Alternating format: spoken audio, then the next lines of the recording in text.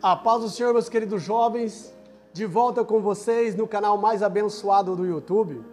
E dessa vez para estudar a lição de número 2, lição de jovens, que tem por título Ser discípulo, uma jornada de aprendizagem. O que significa ser discípulo? É aquele que é escolhido, que é chamado para aprender. E aqui o melhor é que é aprender com o mestre dos mestres, o maior pedagogo de todos os tempos. Jesus só não ensina, mas ele também põe em prática os seus alunos aquilo que ele ensina. Isso que é importante, é aprendendo e praticando. Então a diferença dos discípulos de Jesus para os discípulos dos fariseus é que os discípulos de Jesus tinham as impressões de Cristo em si. Eles faziam, eles aprendiam e praticavam aquilo que Cristo ensinava, porque Cristo ensinava aquilo que ele praticava. Isso que é importante. O texto principal está em Mateus capítulo 4, versículo 23. E percorria Jesus toda a Galileia, ensinando nas suas sinagogas e pregando o evangelho do reino, e orando e curando todas as enfermidades e moléstia entre o povo. O resumo da nossa lição: a jornada com Jesus de Nazaré é um convite ao melhoramento contínuo. Não tem como andar com Jesus e ser o mesmo, né?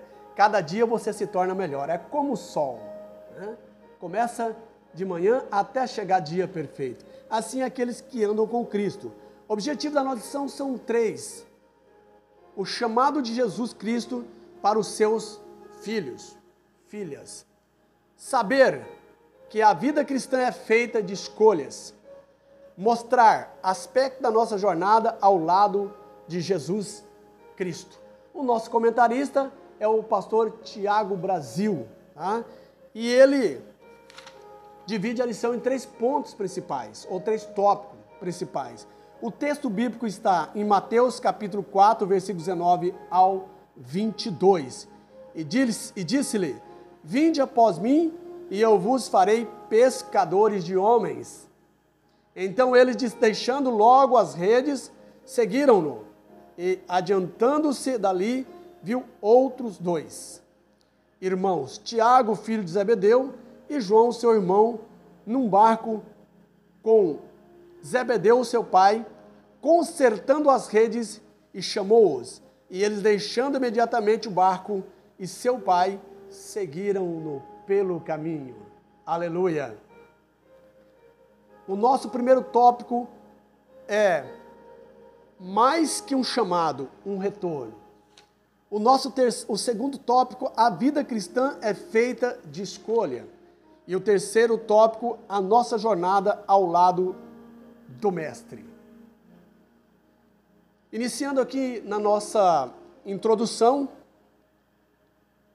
a narrativa de Mateus a respeito da trajetória de Jesus se inicia com um forte ênfase na vocação daqueles que viveram como discípulos do Mestre.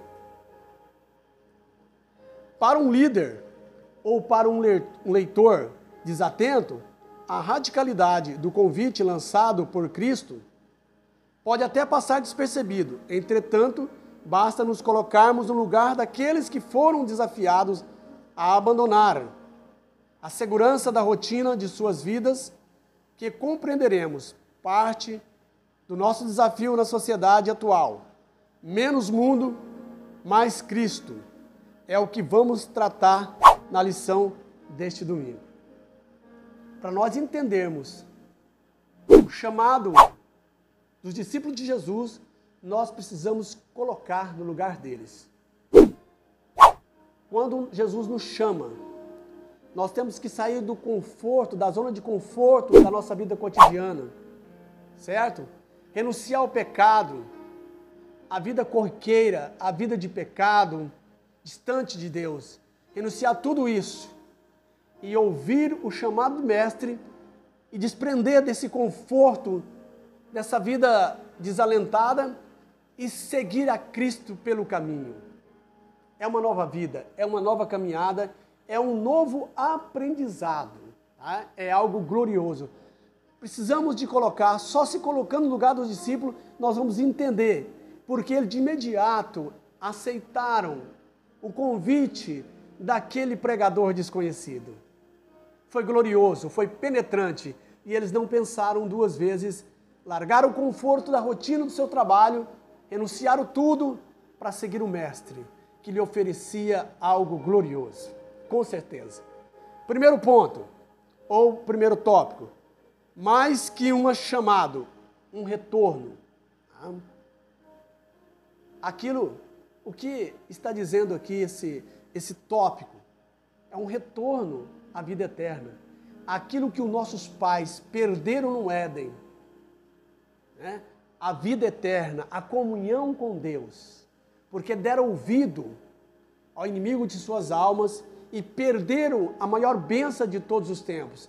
Agora Jesus vem, o novo Adão, o Adão que venceu o pecado, que venceu o inimigo. Agora ele nos chama para o retorno. Qual retorno? Para a vida eterna, para a glória de Deus, para o paraíso que nos é dado após obedecermos a palavra de Deus.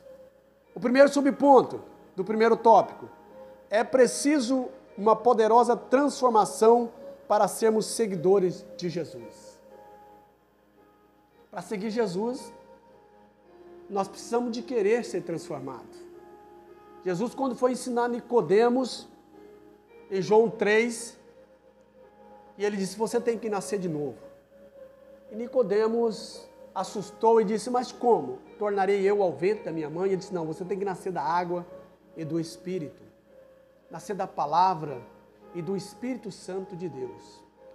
E esse texto está em conformidade com 2 Coríntios capítulo 5, versículo 17.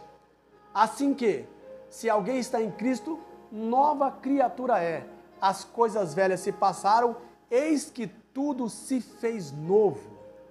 É preciso de ter uma transformação de vida para chegar a Jesus, para seguir Jesus. Todo sentimento mau, todos os maus pensamentos, toda atitude tem que ser abandonada. E agora entra o fruto do Espírito Santo que está em Gálatas 5, a partir do versículo 22. O amor, a alegria, né? A paz, a benignidade, a longanimidade, a bondade, a fé, mansidão e temperança. São os frutos daqueles que é transformado pela poderosa palavra de Deus. Avançando para o nosso segundo subponto, o amor nos escolheu. Diz a palavra que Deus amou o mundo de uma tal maneira, que deu seu único Filho, para que todo aquele que nele crê não pereça, mas tenha a vida eterna. O amor de Deus, ele é imensurável, que não achando outro termo, então João colocou esse, tal maneira, não tem dimensão, sendo nós pecadores, sendo nós destituídos da glória de Deus, mas ele nos amou, e ele enviou o seu Filho, o seu amor, o seu próprio Filho, para nos resgatar, e nos chamar para segui-lo, para sairmos dessa vida de pecado, e agora ser seus discípulos, para chamar, irmão, aqueles que é chamado pelo amor de Deus, e aceita, não tem como eles não chamar os outros, porque aquilo que ele recebeu de graça, ele também vai oferecer de graça, e aquilo que ele aceitou, aquilo que ele foi abençoado, com Cristo Jesus, essa bênção ele também vai oferecer às demais pessoas. Não tem como um discípulo de Jesus não pregar a palavra de Deus, porque aquilo que ele quer para si, ele vai querer para os outros, a salvação da sua alma, também ele quer a salvação da alma do próximo. O discípulo de Jesus, ele não fica calado, mas ele vai pregar o que o mestre ensinou. É isso que os discípulos sentiram, né? Quando aceitaram a proposta do pregador desconhecido, do mestre. Eles saíram pregando a palavra de Deus, eles saíram ensinando e chamando as pessoas para experimentar essa nova vida com Cristo. Não tem melhor. É uma vida maravilhosa. É espinhosa, mas é gloriosa. Avançando para o terceiro subponto, um convite para viver a serviço do reino. A partir do momento que você aceita Cristo como Salvador, você não vive mais para você. Você vive para o reino de Deus, para expandir, para engrandecer e para crescer o reino de Deus na terra. Você agora vai orar, vai jejuar, vai consagrar para você sair ao campo, pregando a palavra de Deus. Como Jesus disse, ficar em Jerusalém até que do alto sejais revestido do poder de Deus. E quando eles foram batizados com o Espírito Santo, recebeu as benesses dos céus, eles saíram. E Jesus, e vós sereis meu testemunho em Samaria, Jerusalém, Judéia, em todos os confins da terra. É assim, né? O convite para viver a serviço do Mestre é fazer a sua obra. Esse é o prazer do crente que ama Jesus, que aceita esse grande amor de Deus. Avançando para o segundo tópico, a vida cristã é feita de escolhas. É você quem escolhe. Os discípulos escolheram a servir a Jesus quando ele faz o convite. Os fariseus rejeitaram. Os escribas, os saduceus rejeitaram quando Jesus lhe pregou a palavra. Mas os discípulos escolheram a ficar com Jesus, a andar com Jesus. O jovem rico escolheu as riquezas e não escolheu andar com Jesus. Mas a mulher do fluxo de sangue, o cego de Jericó, escolheu a seguir a Jesus pelo caminho. Assim tem que você. Não seja um escriba, não seja um fariseu, não seja um jovem rico, mas seja um discípulo de Jesus. Seja aquele cego que, embora não enxergasse com as vistas físicas, mas enxergava com a vista espiritual. Né? Tenha os seus olhos espirituais voltados para entender o grande amor de Deus. Não seja resistente ao convite, ao serviço do reino de Deus, mas seja um trabalhador da seara de Cristo, para que o nome dele seja engrandecido e você obtenha as benesses dos céus. É glorioso. Avançando para o segundo subponto, a vida cristã é feita de escolhas. Né? Voltando aqui no primeiro subponto do segundo tópico. Sempre existe uma escolha. Isso é tudo na vida, você tem que escolher. Você vai estudar, você tem que escolher um curso, tá?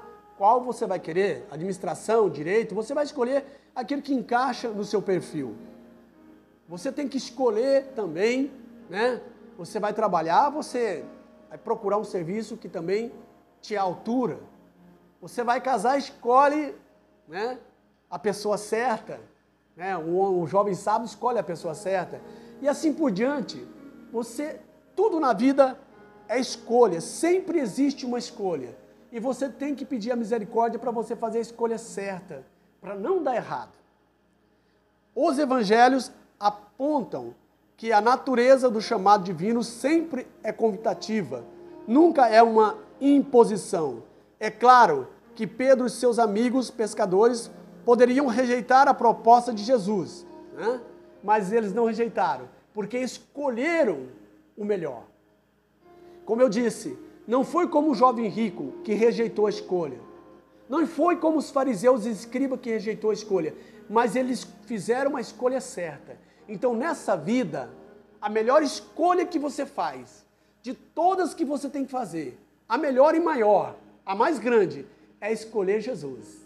É andar com Ele pelo caminho, aprendendo, né?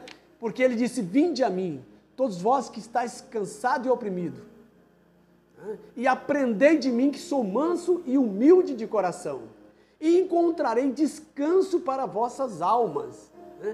Olha, eu já falei sobre isso em outros vídeos, que nós podemos encontrar descanso para o nosso corpo em um bom colchão. Podemos encontrar descanso em um recreio, em uma praia, né? Em um resort. Podemos encontrar descanso em vários lugares. Porém, o descanso da alma, quem pode dar é só o Senhor Jesus Cristo.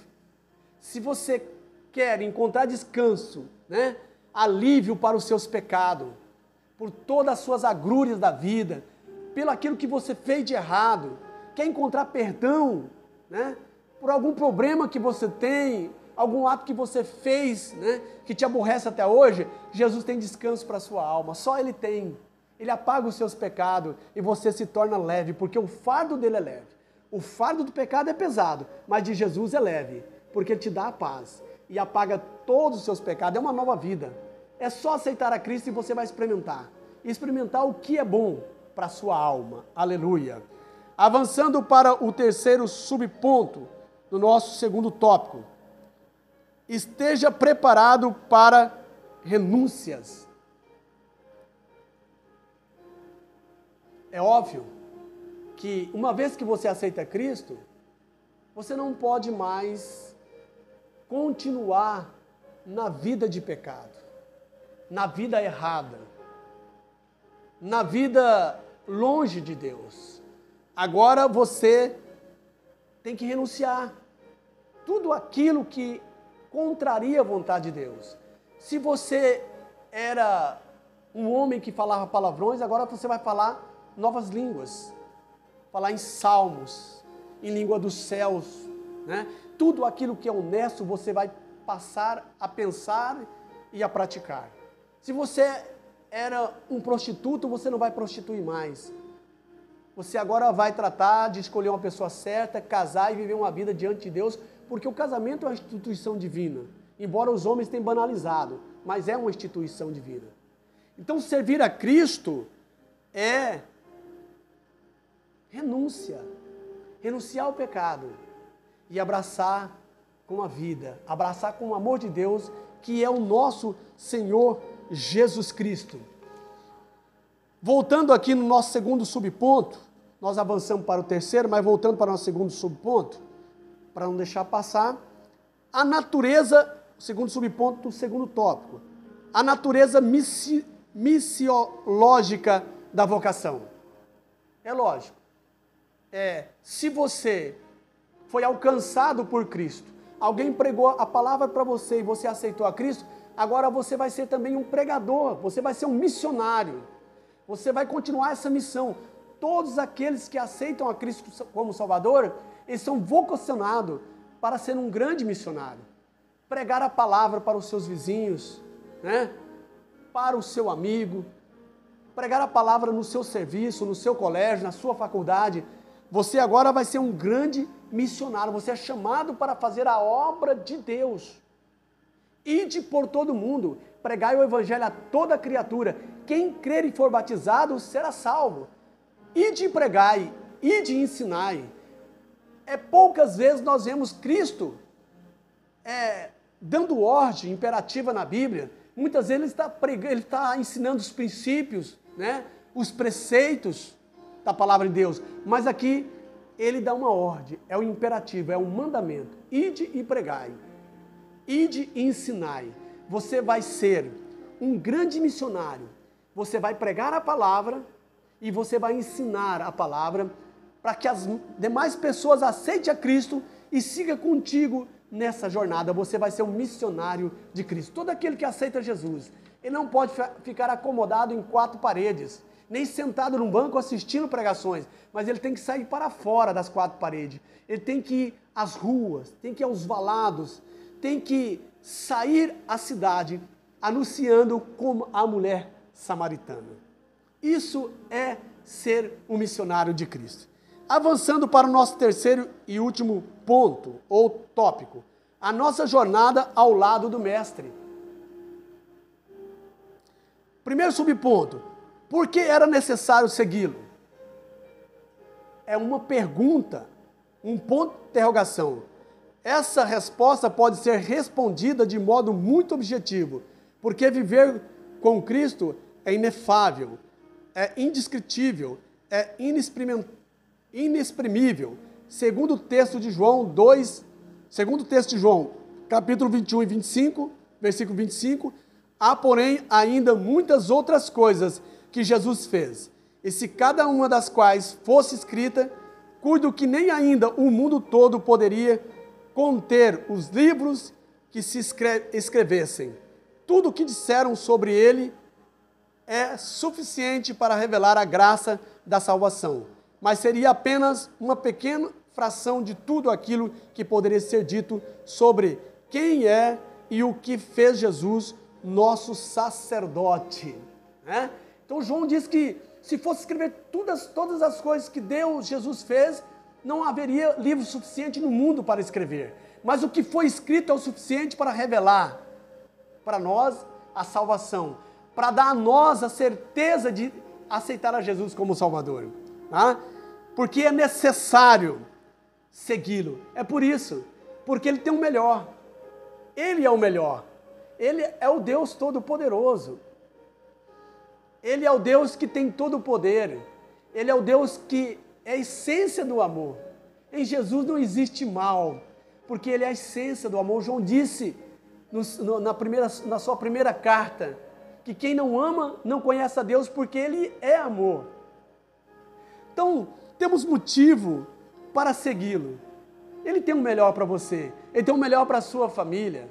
Né? Quando Paulo prega, quando ele foi preso, mas Silas, ele prega para o carcereiro, e o carcereiro reconhece os seus pecados e aceita a Cristo, disse: o que eu farei? Né?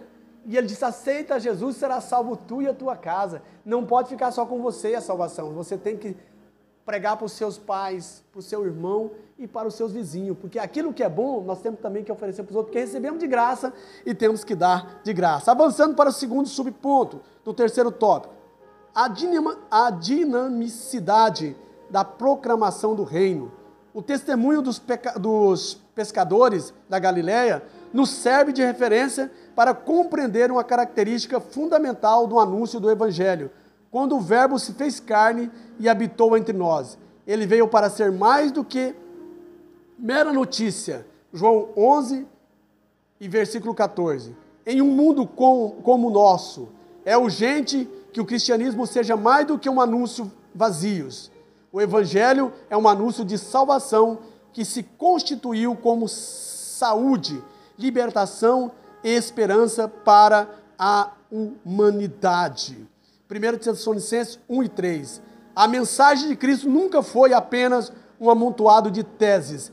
Ela é poder que salva e transforma vidas. Essa é a dinamicidade da proclamação do Evangelho. Não é palavras vazias, não é discurso de promessas não cumpridas, não é discursos meros, tá?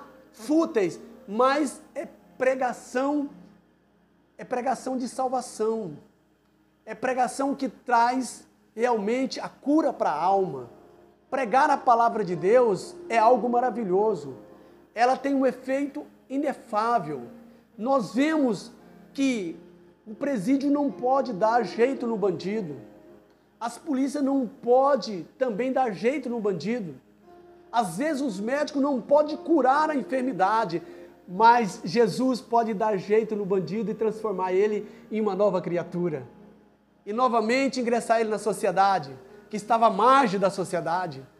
O doente que está desenganado pela palavra do médico, mas a de Deus é aquela que não engana, tá? E Deus pode te curar da pior doença, porque Ele tem poder para isso, para que o seu nome seja glorificado. Talvez a sociedade não tenha solução para a sua vida mais, mas a dinamicidade da proclamação do Evangelho pode resolver os seus problemas, porque Cristo é o autor da vida, e Ele pode resolver o seu problema. Aceita como Salvador. Avançando para o terceiro e último subponto, o terceiro tópico, aprendendo no caminho. Aleluias! É maravilhoso andar com Jesus. Essa trajetória de vida que nós estamos passando, nesse deserto, onde o pecado tem nos assolado, nos querendo levar para uma vida pregressa, uma vida longe de Deus. Mas nós estamos aprendendo com Jesus no caminho. e ele vai nos ensinando a ter habilidade para vencer todas as armadilhas e ciladas de Satanás. O princípio judaico do Provérbios 22:6 também tem validade para a fé cristã. Dito de outra forma, a melhor maneira de ensinar algo a alguém é dedicando a atenção, tempo e respeito a essa pessoa. Por isso, Pedro e seus amigos foram convidados a uma jornada, pois o que eles teriam de aprender era tão importante que demandava aquilo que os escribas e fariseus não conseguiam transmitir em suas lições na sinagoga: amor e misericórdia. Esse é o cerne da nossa fé, andar com Jesus e assim realizar obras para a glória dele. O convite de Jesus não é para uma mudança de religião, e sim para ser uma nova criatura. Assim que se alguém está em Cristo, nova criatura é, as coisas velhas já passaram e eis que tudo se fez novo.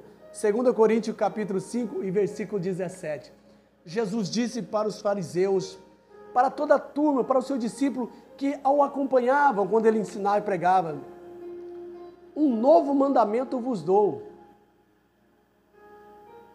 E eles ficaram espantados, os judeus, eles conheciam o mandamento de cor e salteado. E Jesus agora disse: um novo mandamento vos dou. Eles assustaram. E Jesus disse: amai-vos uns aos outros como eu vos amei. E nisto o mundo vos conhecerão. A marca do discípulo de Jesus é o mundo vai conhecer nós porque nós amamos. Nós não fazemos o mal a quem nos fez o mal, mas nós pagamos o mal com o bem. Essa é a diferença. Andar no caminho, aprendendo com Jesus, é aprender a amar. É o que os fariseus e escribas não sabiam. E Jesus veio ensiná-los. Eles não aceitaram, mas quem aceitou, aprendeu. E hoje nós temos que amar as pessoas, para ensinar as pessoas, para levar elas ao caminho do céu. Para levar elas a Jesus, nós temos que ter tempo com elas. Temos que ter paciência, ensinando paulatinamente como andar com Jesus, como aprender com Jesus. Chegamos ao final dessa gloriosa lição e vamos para a nossa conclusão. Todo discípulo tem algo a abandonar. Conscientize-se de que a caminhada com Jesus exige a renúncia de aspectos de sua vida que pode parecer importantes. Contudo, quando comparado à superioridade de um relacionamento com o Salvador, demonstram-se fúteis e frívolas. Não se esqueça de que a melhor maneira de ensinar algo a alguém é dedicando a atenção, tempo e respeito a essa pessoa. Foi o que Jesus fez com seus discípulos, com aqueles que aprendiam com ele no caminho. Deus abençoe sua vida, um abração, um beijão no coração, dá o seu clique, se inscreva no canal, compartilhe esse vídeo para que pessoas mais possam assisti-lo e aprender a palavra de Deus. Clique no sininho para que mais vídeos sejam enviados para você. Que Deus abençoe sua vida e a vida da sua família e até o próximo vídeo, galera. Deus abençoe.